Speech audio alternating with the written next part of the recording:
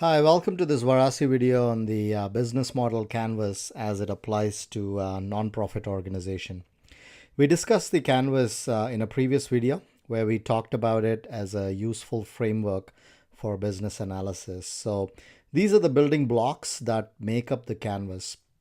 Now let's look at how we've applied this to a nonprofit. Mighty Writers in Philadelphia is a nonprofit organization that we are using as an example. We at Varasi have the privilege of working with Mighty Writers on a Salesforce-based program management system. And we have made use of the canvas to get our arms around the activities of the organization. When you look at the value proposition, in the case of nonprofits, the value prop translates to the core mission. Organizations like Mighty Writers have strong non-financial missions that are focused on social issues.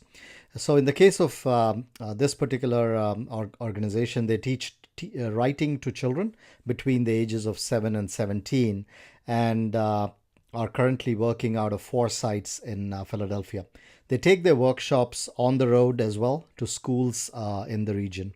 So that at one level is the value proposition of their products and services. And if you look deeper, the proposition goes a lot beyond that. It really is about helping kids think clearly and build their self-esteem. Now let's look at customers. Customers include the children, of course, who are the beneficiaries of the classes. And you can also include the parents, the guardians, as well as the schools that the kids go to, and the schools where the on-the-road workshops are held as well. In the case of nonprofits, another interesting customer segment is also the paying customer, the donors, the grant organizations that care about the mission and fund the missions. Now, channels include the sites and as well as the schools where the classes are delivered, and also a fair bit of interactions occur online with students and parents when it comes to registrations for classes. And donations is another area that has an online component. So customer relationships are built both in person as well as online. Now let's shift our focus now to the activities and resources of the nonprofits. The activities for nonprofits comes down to raising funds and delivering programs. So we have also listed here the main categories of programs at Mighty Writers.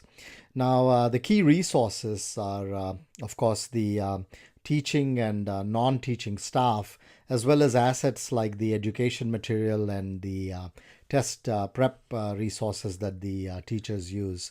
Now, in terms of key partners, over 300 volunteers work with Mighty Writers, and the partners also include the schools as well as other nonprofits that promote Mighty Writers workshops to schools in the region.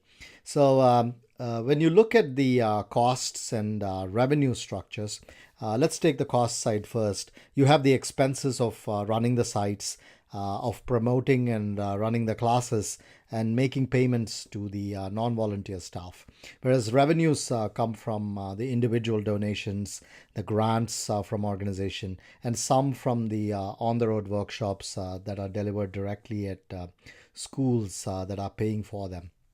So that, we hope, is a good overview of how the business model canvas may be used for a nonprofit.